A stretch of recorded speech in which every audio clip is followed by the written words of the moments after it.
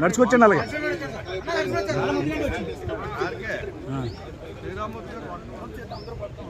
తూర్పుగోదావరి జిల్లా వ్యాప్తంగా ప్రత్యేకించి రాజమండ్రి రూరల్ నియోజకవర్గానికి సంబంధించిన వైఎస్ఆర్ కాంగ్రెస్ పార్టీ శ్రేణులన్నీ ప్రజా ఉద్యమంలో ప్రజాపక్షాన ప్రజల అవసరాలు లేదా ప్రజలకు చెప్పిన మాట అమలు చేయని ప్రభుత్వం పైన ఒక ఉద్యమాన్ని ప్రారంభించి చంద్రబాబు నాయుడు గారి ప్రభుత్వం గడచిన ఏడాది కాలంలో ఎన్నికల ముందు ప్రజలకు చెప్పిన ఏ హామీని అమలు చేయకుండా కేవలం డైవర్షన్ పాలిటిక్స్ తోటే రాజకీయం చేస్తున్నటువంటి పరిస్థితుల్ని ప్రజలకు వివరించాలి.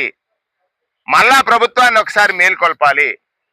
జిల్లా కలెక్టర్ కార్యాలయంలో రిప్రజెంట్ చేయడం ద్వారా ఈ ప్రభుత్వం కళ్ళు తెరిపించాలి. చంద్రబాబు నాయుడు గారిని అడుగుతున్నాను, ఆయన సీనియర్ నాయకుడు, మన రాజకీయాల్లో ఉన్నాం. రాజకీయ నాయకుల పట్ల ప్రజలకు ఒక విశ్వాసం ఉంటుంది, నమ్మకం ఉంటుంది. రాజకీయ నాయకులు అధికారం వచ్చినటువంటి వారందరూ కూడా ప్రజలకు జవాబుదారీగా పనిచేయాలి. ఆ జవాబుదారీతనం అనేటువంటిది మీ దగ్గర కొరవడిపోయింది. ఎందుచేత అధికారం రాకముందు మీరు అనేకమైనటువంటి అబద్ధాలు చెప్పారు. అవన్నీ అబద్ధాలని ఎలా అంటున్నానంటే, అధికారం వచ్చిన తర్వాత మీరు చెప్పింది ఏది అమలు చేయలేదు కాబట్టి అమలు చేయలేనటువంటి మిమ్మల్ని అబద్ధాలు చెప్పి అధికారంలోకి వచ్చారని చెప్పడం ఒక్కటే అయితే, రెండవది ప్రజల్ని వెన్నుపోటు పొడుస్తున్నారు అంటే మీ రాజకీయ ప్రస్థానం అంతా కూడా నాడు ఎన్టీ రామారావు గారి దగ్గర నుండి మీతో పొత్తు పెట్టుకుని మీ స్నేహం చేసినటువంటి ప్రతి రాజకీయ పార్టీని ప్రతి ఎన్నికల్లోనూ, ఇది సాక్షాత్ నేను చెప్పే మాట కాదు, ప్రధానమంత్రి నరేంద్ర మోడీ గారు చెప్పినటువంటి మాట, ప్రతి ఎన్నికల్లోనూ ఒక్కొక్కరితో పొత్తు పెట్టుకుంటారు, వాళ్ళు పొడుస్తారు. కానీ ఈసారి మాకు అర్థమవుతుంది ఏంటంటే ప్రజల్ని పొడిచారు. అంటే ప్రజలకి ఎక్కడో అంటే నేను అమలు చేయక్కర్లేదు అనుకుని మీరు అనుకుని ఉంటారు, అమలు చేస్తారని ప్రజలు అనుకున్నారు.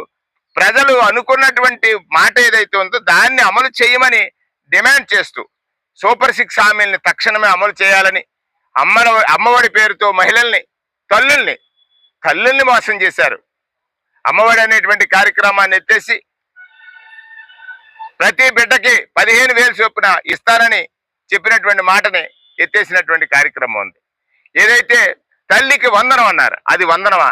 తల్లికి వందనమా? తల్లిని దగా చేయటం కాదా?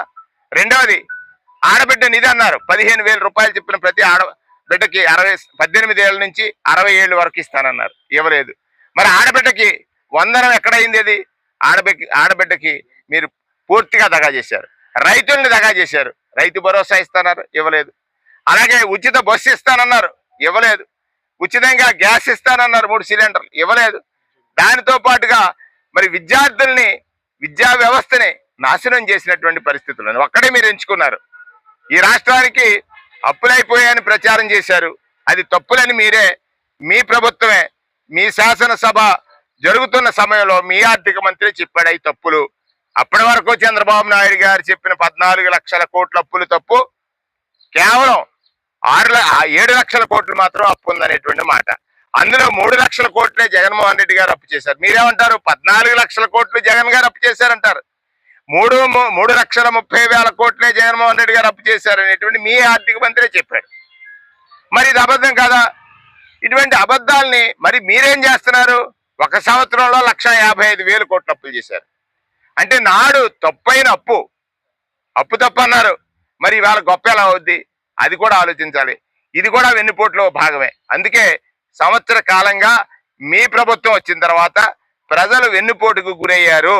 ప్రజాపక్షాన ప్రతిపక్షం జగన్మోహన్ రెడ్డి గారి నాయకత్వంలో వైఎస్ఆర్ కాంగ్రెస్ పార్టీ ఇవాళ ప్రతి జిల్లా కార్యాలయంలో అంటే నియోజకవర్గ స్థాయిలో ఎంఆర్ఓ, ఆర్డీఓ, కలెక్టర్ ఏ కార్యాలయం ఉంటే ఆ కార్యాలయంలోకి వెళ్ళి ఈ ప్రభుత్వం ప్రజలకు చేసిన మోసాన్ని, ప్రజల పట్ల ఈ ప్రభుత్వం అనుసరిస్తున్న విధానాల్ని ఒకసారి గుర్తెరిగి ప్రజాపక్షాన పనిచేయకపోతే ఇది తీవ్ర ఉద్యమ రూపంలో ప్రయాణిస్తుందనేటువంటి విషయాన్ని తెలియజేయడానికి ఈరోజు రిప్రజెంటేషన్ ఇచ్చాం. ఇవాళ వైఎస్ఆర్ కాంగ్రెస్ పార్టీ శ్రేణులన్నీ అధికంగా తరలి వచ్చి అద్భుతమైనటువంటి స్పందన వచ్చింది ఈ ప్రభుత్వం మీద. గడిచినటువంటి స్వాతంత్ర అనంతరము ఒక ప్రభుత్వం ఏర్పడ్డ 1 సంవత్సరం కాలంలో ఇంత తీవ్ర వ్యతిరేకత ఏ ప్రభుత్వం కూడా ఎదుర్కోలేదు. పాత్రికేయ మిత్రులందరికీ నమస్కారం. ఈ రోజున మాది కేవలం ఒక డిమాండ్. ఎన్నికల ముందు ఏవైతే హామీలను ఇచ్చారో ప్రతి ఒక్క హామీని కూడా ఈ కూటమి ప్రభుత్వం వారు ఖచ్చితంగా నెరవేర్చాలి. ఏదైతే యువతకి సంబంధించి నిరుద్యోగ భృతి అన్నారో, ఫీజు రీఎంబర్స్మెంట్లు అన్నారో, ప్రతి విషయంలోని కూడా చిత్తశుద్ధితో వారు వ్యవహరించాలని చెప్పి ఈ సందర్భంగా డిమాండ్ చేస్తూ ఉన్నాం. అదేవిధంగా మరి